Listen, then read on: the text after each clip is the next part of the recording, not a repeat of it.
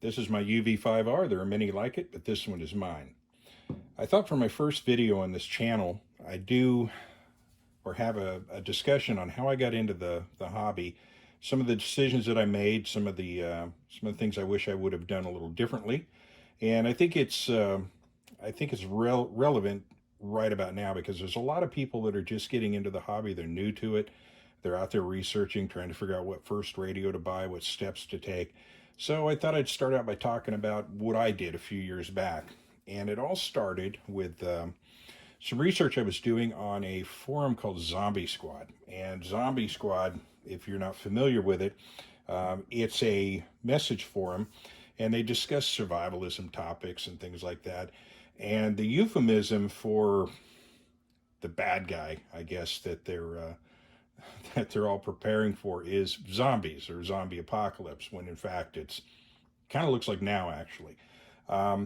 But in there, I was looking at various things. I've always been a person who's prepared for uncertain times. I have a military background, a law enforcement background, but I had that all behind me. I was running a company, and I was just kind of putting some gear together. And one of the things that I had was FRS radios, and I, of course, right away found out the limitations of an FRS radio, which are many. And I saw in there a lot of people talking about Baofeng radios. And I thought I'd get one just to see. And of course, I did what a lot of people are currently doing. I really wasn't that interested in getting an amateur radio license. I just wanted something that I could program up with FRS and GRMS and MERS frequencies and use it for communication with other people. And I bought a UV-5R, and I didn't do it based on the price. And I hear a lot of people talk about the reason for getting a Baofeng is because of the price, $27, $28. Now I think they're about $30, but still inexpensive. That wasn't my reason for buying that. My reason was just that's the model number everyone was talking about. They were either talking about a Baofeng UV-5R or they were talking about Yaesu FT60s. And the FT60 was about $100.50. And again, I think I bought my first one, I think it was $24. So I got a Baofeng UV-5R, and I got it, and I'll be darned, the thing worked pretty well. And I monitored public safety frequencies, and of course I had those other no-no frequencies plugged in, and I was kind of fat, dumb, and happy at that point. But I always had in the back of my mind extending that range, the use of repeaters, things that I would hear about watching these videos on YouTube about amateur radio. And I came across a radio channel. At the time it was called Hash Nasi. Now it's Ham Radio Crash Course, one of the better amateur radio channels out there. Josh has an excellent series of videos, and I highly recommend him. But he had a video one day talking about licensing, and I'll do a video of my own about the importance of licensing. But one analogy that he used that I thought was very important, and it resonated with me, is that you don't buy a gun, buy the ammunition, buy the gear, then put it in a box and just wait to use it when things get bad. If you're an intelligent, reasonable person, you're going to train with that tool and learn how to use it. And the thing about using these radios with FRS and GRMS, and I'm going to acknowledge that people do that. There will be people, they always do in the comments section, that'll get on there and of course cite that that's illegal. And I get that. I do understand that, and I'm knowledgeable about that.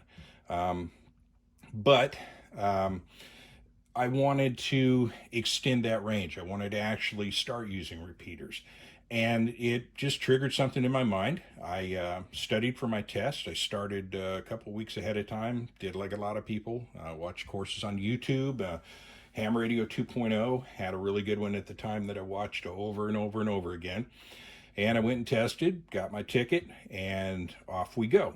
So in the process of using the radio, one of the first things I did, and I kind of fell into the same trap that a lot of people fall into mentally, was, well, this radio works fine. It'll hit a repeater, it'll talk on simplex, it'll do anything a Yaesu FT60 will do. Of course, the FT60 might have a few more bells and whistles, but that's only, $25, $27, or however much you pay for it. And Yaesu's quite a bit more than that. As a matter of fact, there's a whole economy based on the price of a UV-5R.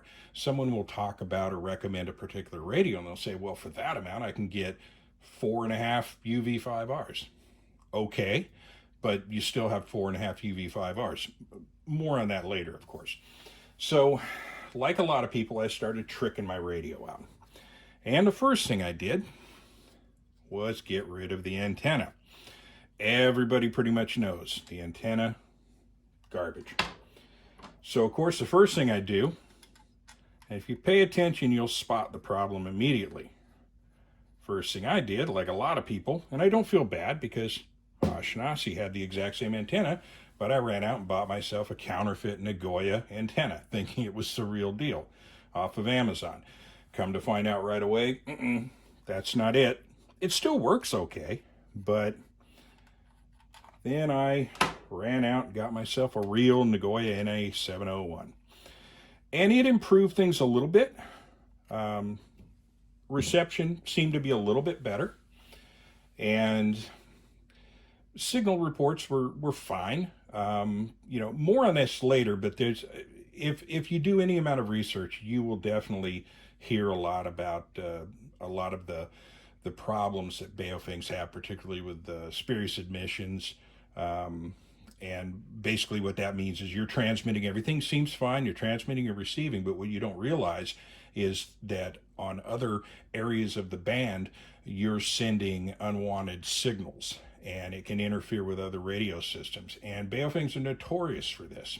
And it's a fact, it is what it is. Again, this isn't a Baofeng hate channel, but I'm also not going to sugarcoat some of the deficiencies that this radio has. But at the time, I had no idea. I thought everything was just fine. So like a lot of folks, next thing I had to do was put the big battery on. And real quick, here's a pro tip. And again, this is not a Baofeng review, but it's something I learned along the way. When you are messing with this battery, all right, the battery latches right there.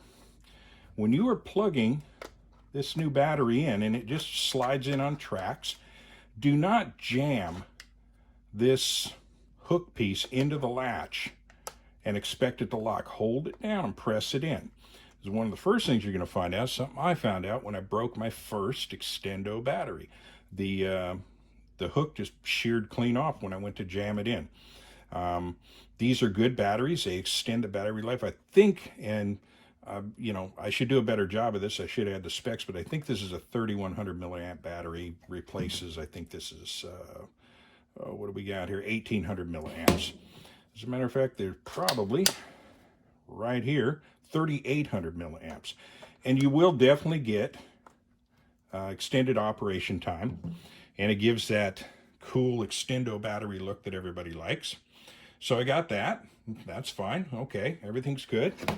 Bought a couple of extra smaller batteries. And then right after that, added on the requisite hand mic, which in this case, this is a Com Mountain unit. Very good hand mic, or a speaker mic rather. And the next thing, of course, to add was the Extendo antenna. Okay, so this is the short one. I think it's 8 inches, Nagoya NA701. And then, of course, I put on the Nagoya NA771, which, by the way, is an excellent antenna. And this is an 18-inch whip. And now I had the ultimate package. So while I'm sailing along fat, dumb, and happy, and I think everything is fine, but the whole time I'm doing this, one thing is eating away in the back of my mind. I keep hearing FT60, FT60, how good it is. And I thought, of course, that this was the greatest little radio in the world. As a matter of fact, I thought it was good enough that I upgraded. And by the way, I should state that when it comes to UV-5Rs, I had at one time 4 of these. This is the only one that's left. I gave the other ones out. But I decided to upgrade to the BF F8 HP. Now, the difference here, you're going to take a jump up in the $70 to $80 range. It's got a higher wattage rating. I believe it's 8 watts versus 5 watts for the Baofeng. And again, not a review video. I'm not going to go over too many specs. Again, this is just sort of showing my evolution. So I went from UV-5Rs to BF F8s, And again, I think, all right, everything's good. But I recall in particular, one trip I took to Disneyland, and my son-in-law was riding in the car with me. And the whole time and it probably drove him nuts, but the whole time I was talking radio. I was new to the hobby and I was enjoying it. And one thing that kept eating away at me was the first deficiency that really griped me was the 128 channel capacity of this radio. And you're going to find that's common with the cheap Chinese radios, is they have a chipset that limits them to 128 channels. And of course, the FT60 has 1,000. And it became a real issue when I was going to Disneyland, because I kept having to pull my laptop out and basically use Chirp to overwrite the program so I could put in a new set of frequencies for the area I was traveling through. I had enough frequencies to get me down to LA, and then when I got to Orange County, I had to plug in Orange County frequencies and it was kind of an embuggerance, and it was starting to drive me up the wall a little bit. And again, it was nagging at me, is it really true that the Yaesu radio or the big name radios are that much better than these radios? And I kept talking myself out of it and saying, no, these are just fine. Everybody else is using them, so why not just continue? So I start laying out more money. And the next thing I do is, well, let's try a different form factor. Let's go with the UV-82, and I played around with that a little bit. Again, not a review on the UV-82. I'll do one of those later. But the first thing that drove me nuts was the 2 push-to-talk buttons. You really got to be careful which one you press, because the upper is going to be the A band and the lower is going to be the B band, and you can definitely get confused if you press the wrong one. So UV-82 is good. I like the size of the battery. I like its larger size overall. Feels a little better in the hand, but yeah, I never really warmed up to this one. One other thing I'll tell you about too, one big reason I didn't warm up to this is this thing's deaf as a doornail. I can put these radios together, turn them on. This one will hear everything just fine. This one hears nothing. This one hears pretty good, and so does that. Except this one eats up batteries so fast, it's amazing. Literally, I get about 4 hours out of that radio just monitoring, and then it's dead as a doornail. And if I charge it and leave it for a couple of days, it's also dead.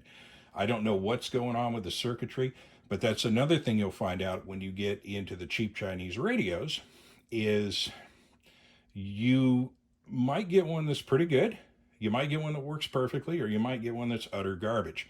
And as we will see, more of that will become apparent. So I'm playing with those, and then I thought, well, I'll play with some of these. And this is actually a later edition after I got better radios. I just wanted to see, kind of dip my toe back into Baofengs and play around with these. But I got a GT3WP.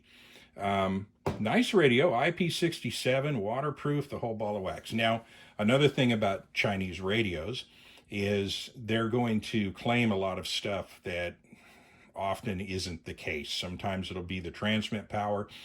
When you put these Baofengs on a meter, and I will later on, I'll actually show that you don't always get the claimed specifications.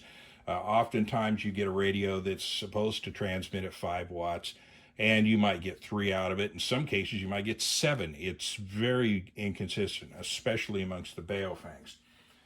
But I thought, hey, I kind of like that. I'll go ahead and grab one of these UV-9R. One thing I found out right away is they're the same damn radio. Very minor cosmetic differences. And when you're dealing with Chinese radios, you'll see that a lot, where a couple of radios will internally function identically. And in some cases, certain elements of the radio, and I'll show you that later with some TYT and some Retevis radios and other videos I'm going to do. But there's a lot of OEM incestual relationships between these radio companies, where they will sell certain models and just sort of rebadge them with some cosmetic differences. But these two radios, the GT3WP, deaf as a doornail, and so is UV-9R. I mean deaf. And one of the problems that I found out about this was I was using them in proximity to my laptop, and the Wi-Fi signal from my laptop going out completely kills these. And that's another common factor amongst your cheap Chinese radios, is they generally tend to be direct conversion receivers, and there's two different types. There's direct conversion, and then there's a double conversion super heterodyne. And the direct conversion receivers, that's a whole video unto itself explaining what those are. But suffice it to say, the direct conversion receiver is the cheapest receiver technology to put in. And that's not to say they're all bad. For instance, I have an Anytone AT D878 UV. That is a mouthful, but that is also a fantastic radio, but it has a direct conversion receiver. The difference being the filtering that you put in. Well, the Anytone has excellent filtering. The Baofengs, and I don't know the exact technical specifications, I'm not sure they have any at all. They can be very easily overloaded if they're in the presence of other radios that are transmitting. You can be running a monitoring session, and you can have a Yaesu FT60, for instance, next to it, and it's receiving a signal perfectly. And then the Baofeng will be receiving until you key up an FRS on a completely different band, but just the radio energy going out just kills the receivers on these things. So I was getting pretty, again, I guess I convinced myself that maybe it's time to see what all the fuss is about. And that is when I went to the Yaesu FT60. Now, it has since continued, and I'm now in this neighborhood with the FT3DR, ICOM ID51 Alpha, quite a few. But I'll sort of walk you through as we go along in videos to follow the decisions there. And I'll give you a quick insider. I don't like this radio. I don't like this radio on any level. And it broke my heart because one thing I'll do for total transparency is tell you this now. I am half owner of a tactical gear company, and we make load-bearing products that relate to radios. We make radio pouches, we make IMCOM bags and other things. We also make stuff for the military and law enforcement. So as a result of that, I was talking to my business partner one day about this interest in radios that I had, and we decided to try a couple of radio pouches for stuff I already had, Baofengs and FT60. And we started making radio pouches, and now we sell a ton of them every day. As a result, the company now buys my radios. And that's really kind of what, if anything, that's what got me off my backside to start doing a radio channel. I have enough radios that I can fill this table end to end. And it's all of the different makers, from Baofeng all the way up to ICOM and Yaesu, and everything in between. And it's given me a wonderful opportunity to be able to use these radios, get to know them, and learn some of the warts and all. But the FT3DR I paid for out of my pocket. As all of my Yaesus, you see, I actually bought myself. I'm a big Yaesu fan. This one I'm not so much a fan of. But we'll talk about that again in later videos. But that was kind of my journey. It all started with Baofengs. And again, this isn't about Baofeng hate, but it's about a realistic assessment of what you have. And I'll give you in a video I'll be doing here fairly soon, I'll be showing an alternative to Baofengs, exactly the same price, radios that actually just blow these things away. But you don't hear about them all that often. And then also, one of the other things that I'm going to be doing in reviewing these radios that I have and talking about them is I'm going to be coming at it from the standpoint of radios that are going to be used in uncertain times. Ham radio is an interesting hobby. Like a lot of hobbies, it has a lot of different facets, and people come at the hobby from a lot of different ways. For instance, I know guys that are HF users, and they have Radio Shacks that would give you terminal radio envy if you saw them. Yet they will show up to an event like a fun run or something for the club, and they'll have something like this because they don't really view HTs as serious radios to begin with anyway, so they don't want to invest a heck of a lot of money, but they just need something for short-range communication. And for stuff like that, these radios are perfectly fine. But if you're talking about things like ARES, which is Amateur Radio Emergency Services, if you're talking about MCOM, if you're talking about prepping, again, for uncertain times, the radio that you use is just as important as the guns and the ammunition and the load-bearing gear and the survival gear that you carry. You need to put some effort into it, and it's not something you want to cheap out on, because if you're up on a hike in the backcountry and you need help and you need it now, and this is all you have, it might work. Then again, it might not. And that's why I think it's important that you have a realistic appraisal of what you're looking at. And also, as I said earlier, I'll go after the big names too. This radio here, for instance, Yaesu's flagship model. Don't like it. It's got horrible audio. It's very weak. The receiver is not nearly as good as the rest of the radios, and has a menu system that's needlessly complicated. I have tried on so many different levels to love this radio, and I just cannot do it. I pick up an ICOM ID51, or I pick up that Anytone, or I pick up a VX6R, and it just blows them away. So with that, I'm going to conclude this. This video is going kind of long, but that just kind of gives you an idea of where I started and sort of my outlook on things. And in future videos, like I say, I'll be a little more fine-tuned and dial in on exactly what we're going after. And we'll be looking at different radios. We'll be looking at MCOM bags. We'll be looking at load-bearing equipment for radios. We'll be looking at antennas. Pretty much everything related to using radios in hostile environments. So with that, I'm going to go ahead and bring it to a close. Please like and subscribe, and leave any comments that you have in the comments section. I'm going to leave the comments section open. I'll engage if they're reasonable comments. As most of you know, YouTube comment sections can be kind of a zoo. Nothing you can do about that. But with that, I'll go ahead and bring it to a close. Thanks a lot, and stay safe. 73s. KS6 DAY out.